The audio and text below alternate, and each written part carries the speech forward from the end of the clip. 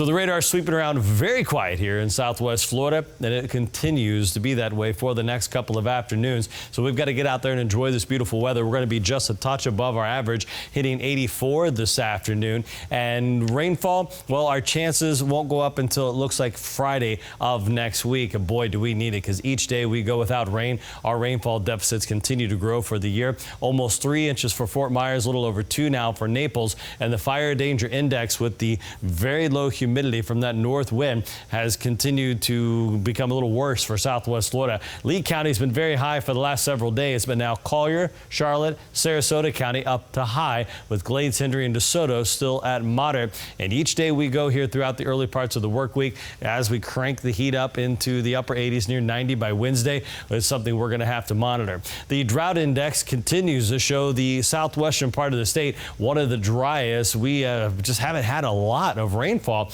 and we're used to seeing some abnormally dry conditions and moderate drought later in our rainy season. This has happened pretty early, so that's why if we don't start to pick up some significant rain with these storm systems, we may be in a little bit of a hurt come late April and early May. Our temperatures in the meantime in the upper 60s along the coast, 67 there in Cape Coral, low 50s for Moorhaven and Clewiston, and you can see that wind still out of the north 5 to 10. We have seen some gusts this morning of 14 up towards Venice, and throughout the afternoon we'll still see a cool north breeze, but not quite as breezy as what we saw yesterday afternoon, where we'll see our winds 10 to 15 miles per hour. And again, you can see those gusts starting to approach 20 once again here on your Sunday. 84 degrees, beautiful. Your sunset time coming up at 7:42. And that reading of 84 is just 2 above our average of 82. We should be waking up there in the low 60s. So we're almost right on track here on a nice average boring day.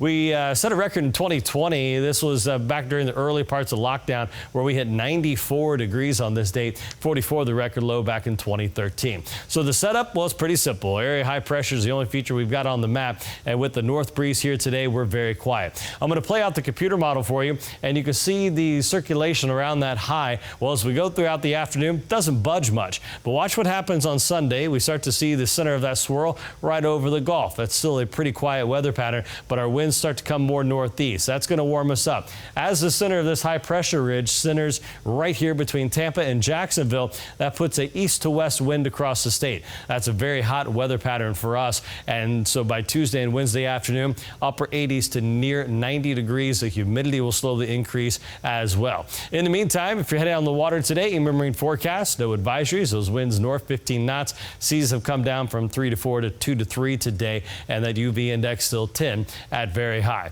So after reaching 84, another gorgeous one on the way. Overnight tonight, we'll dip down into the upper 50s to low 60s along the coast. Now your 7-day forecast shows the dry weather continuing at least through Thursday, where that wind is going to pick up, gusting some 20 to 25 miles per hour. And then that chance of storms, fingers crossed, 30 to 40% there for Friday and early on Saturday.